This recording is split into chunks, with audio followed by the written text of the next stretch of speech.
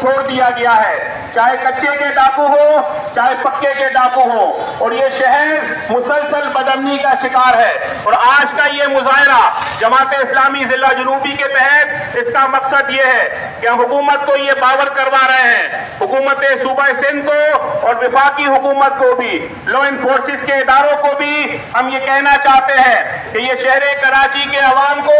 ان ڈکیتوں کے رحم و کرم پر نہ چھوڑا جائے اور ان کو امن دیا جائے، ان کو تحفظ دیا جائے۔ اسی لیے آج کا یہ مظاہرہ رکھا گیا ہے، اور یہ مظاہرہ کوئی آخری مظاہرہ نہیں ہے، اس کے بعد بھی ایک بڑی کال دی جا سکتی ہے جس کا اعلان انشاءاللہ ہمارے قائدین بتائیں گے۔ آئندہ کا لائے عمل بھی جماعت اسلامی بنا رہی ہے، ہم اس شہر کے عوام کو اکیلا نہیں چھوڑیں گے، انشاءاللہ اس شہر کے مسائل کے لیے بھی ہم نے آواز بلند کی ہے، اس کے امن و امان کے لیے بھی، بدامنی کے مسئلے کو حل کرنے کے لیے بھی انشاءاللہ جماعت اسلامی یہ جد و جہد جاری رکھے گی۔ اسی سلسلے میں آج کا یہ مظاہرہ منعقد کیا گیا ہے۔ ہم اپنے مظاہرے کو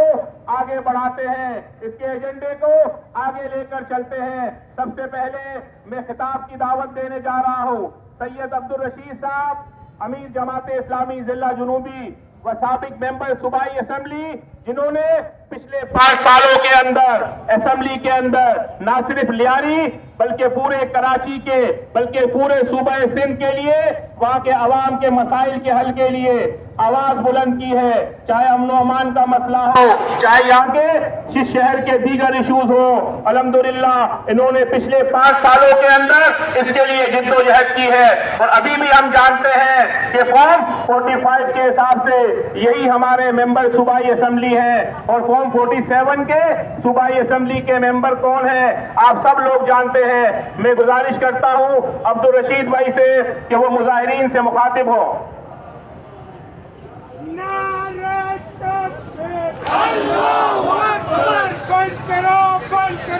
اعوذ باللہ من الشیطان الرجیم، بسم اللہ الرحمن الرحیم۔ جناب سفیان دلاور صاحب اور ضلع جنوبی سے آئے ہوئے اس شہر کے واسیوں، جماعت اسلامی کراچی کی ایک توانا آواز ہے، اور اس جماعت اسلامی نے کراچی کو کبھی بھی کسی مشکل میں تنہا نہیں چھوڑا ہے۔ 3 کروڑ انسانوں کا شہر اس وقت لاوارث بنا ہوا ہے، حکومت ہونے کے باوجود حکومت کی رٹ موجود نہیں نظر آتی ہے۔ شہر کو ڈکیتوں کے حوالے کر دیا گیا ہے، شہر کو رہزنوں کے حوالے کر دیا گیا ہے۔ فتح خوری، رہزنی کی وارداتیں، قتل و غارت گری، دن دہاڑے لوٹ مار، یہ سارا کا سارا عمل ہم یہ سمجھتے ہیں کہ اس کی ذمہ دار حکومت ہوتی ہے، اور حکومت اس وقت سندھ کے اندر جو موجود ہے وہ کوئی نئی حکومت نہیں ہے، بلکہ گزشتہ 15 سالوں سے جاری حکومت کا تسلسل ہے، اور اس تسلسل نے اس شہر کراچی کو تباہی کے دہانے کے اوپر لے گئی ہے۔ شہر کراچی کے لوگ اپنے حقوق سے محروم تھے، شہر کراچی کے لوگ بنیادی سہولیات سے محروم تھے، لیکن اس شہر کراچی کے لوگ ان تمام محرومیوں کے ساتھ اس وقت ڈاکو راج ان کے اوپر مسلط کر دیا گیا ہے۔ ڈکیتی کی وارداتیں، رہزنی کی وارداتیں، قتل و غارت گری، املاک کا چھیننا، دہشت گردی، ہراسمنٹ اس شہر کی تصویر بن کر کے سامنے آ رہا ہے، اور اس تصویر کی ذمہ دار سندھ میں موجود قابض حکومت سندھ ہے، جو مینڈیٹ کا ڈاکہ مارتی تھی، جو ووٹوں کا ڈاکہ مارتی تھی، جو جمہوریت پر ڈاکہ مارتی تھی۔ آج اس نے شہر کراچی کے عوام کے حقوق پر ڈاکہ مارنے کے ساتھ ساتھ اس شہر کراچی کو ڈکیتوں کے حوالے کر دیا ہے۔ 37,000 پولیس اہلکار اس شہر کے اندر موجود ہیں، لیکن اس میں سے نصف کے قریب ان کا کام صرف یہ ہے کہ وہ وزراء کے، بیوروکریٹس کے، ایلیٹ اور اشرافیہ طبقے کے سیکورٹی کا کام سر انجام دیتے ہیں۔ ان کی بیگمات کو